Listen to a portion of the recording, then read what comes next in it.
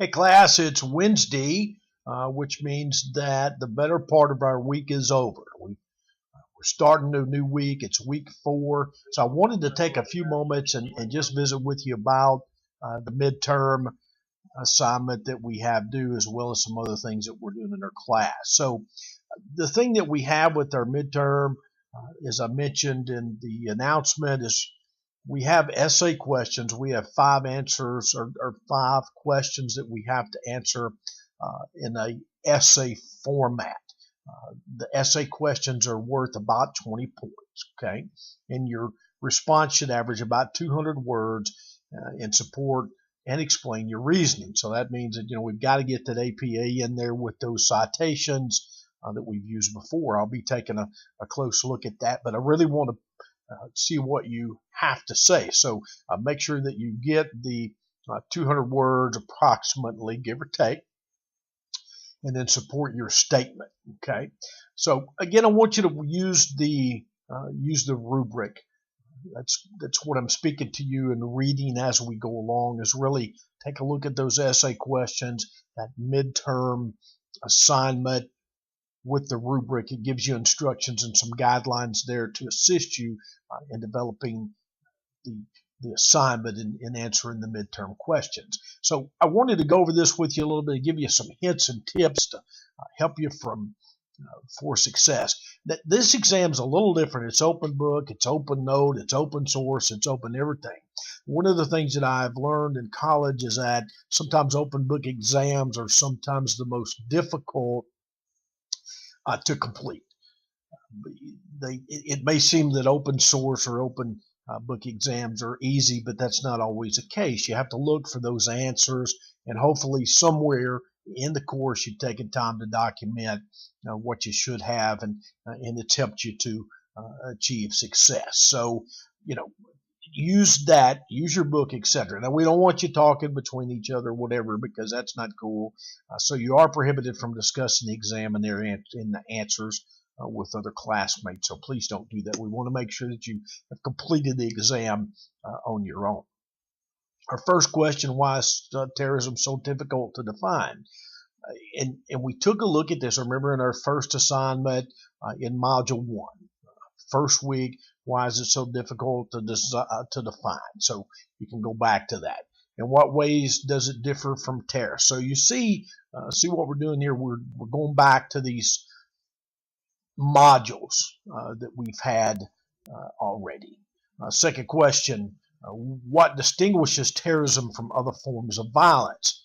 Now, when you think about that, what we're looking for is you're comparing and contrasting terrorism from, let's say, a crime that's occurred. We could call anything terrorism, but what's really terrorism, the way we define it? How do we distinguish that in what we're doing here in our class when we think about homeland security or homeland defense, which are two different animals, if you will? But how do we distinguish terrorism from other violence, from acts of crime? Is there a correlation to other violent acts? Sure, we know there's a correlation. So what I'm asking for here is for you not to just say yes or no, but to actually share your thoughts in the why or why not part of the answer. And then number 3, discuss anarchism and its principles. What is the difference between anarchism and terrorism? So we have anarchy and then we have terrorism. What's the similarities? What's the differences there?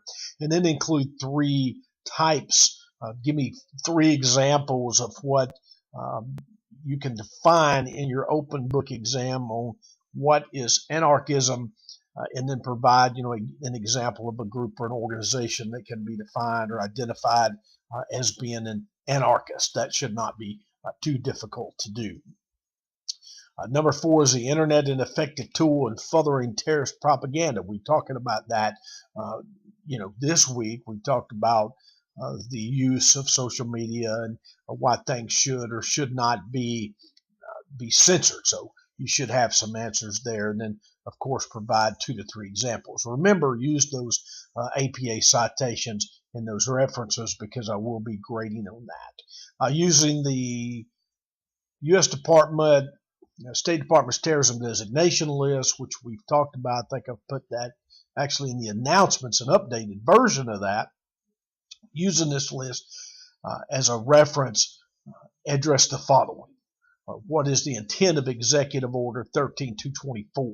Explain what the exact intent of the executive order is. What authority is granted to the U.S. Secretary of State, and why is this authority important for the global war on terror? So we're going to take a look at that executive order, which is issued by the President, 13224, explain that, use those sources, document them, and share why it's so important, and then, of course, the authority that the Secretary of State has. The Secretary of State actually has a lot of authority on the fight against global terrorism, especially when it comes to protecting the United States. Now, they don't have an open ticket, if you will, to do what they want to, an open pass, but they do have a lot of authority. That the Secretary of State controls a lot of assets, uses a lot of contractors, if you will, to combat the war on terror. So just take a look at that and provide some examples. As we move down, you see the midterm essay rubric. We have, again, 5 questions, 20% for each one, and that should add up to 100 points. So what are we looking for? Again, you'll see the rubric in the bottom. We want you to accurately define all the concepts with some original viewpoints, illustrate those concepts. All those, that's spelled out in the rubric, and I'd encourage you to take a look at that. Check your grammar, check your writing, use Microsoft Word, a spell check, whatever you're using, and include those APA examples that I've provided in the past. So again, I want you to pay close attention to the instructions in the rubric because it is what we'll be using.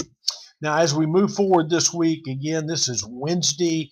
If you're behind, we still have a few assignments on weeks 2 and 3 that have not been submitted. If you're behind, please go back and get those turned in. I'll be grading that. I'm spending the day grading today, well into the evening, and participating in the discussion board rubric again.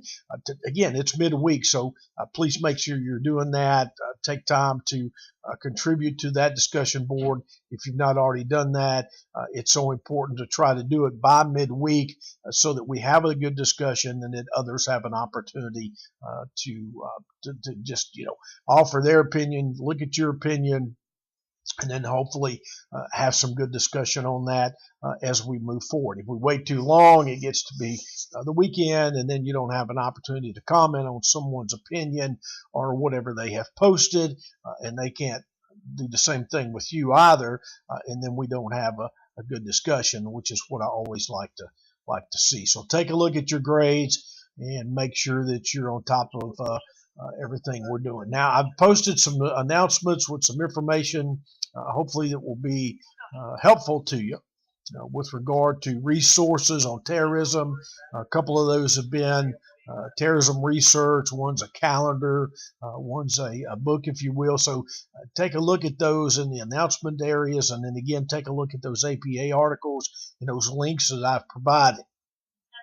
This week I have commented in your journals. Some of those are short and sweet, to the point. Others are extended. So take a look at those journals if you have time, and make sure you're contributing to those if you haven't already done that. So it's a good week so far, Wednesday. It's midweek. Take time to help me work on the discussions, everything that we have to do, and get to work.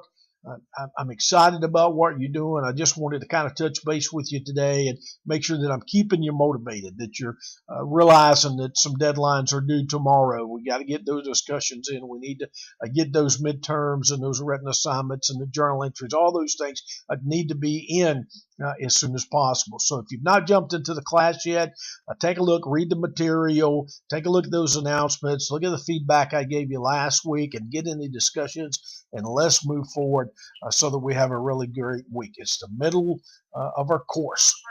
It is the 4th week, which means we only have 4 weeks left. That means that we really need to get on board and start moving forward, if at all possible, so that we can end the class strongly. Take a look at that final. while you're thinking about the midterm, you're thinking about the discussions, take a look at the final and make sure that you're prepared to do that. Don't wait till the last week to do it. So thanks again. You're doing a great job. This is a very awesome class, and I want to keep you motivated. If you have any questions, need any help, give me a shout. I'm here for you 24/7, 365.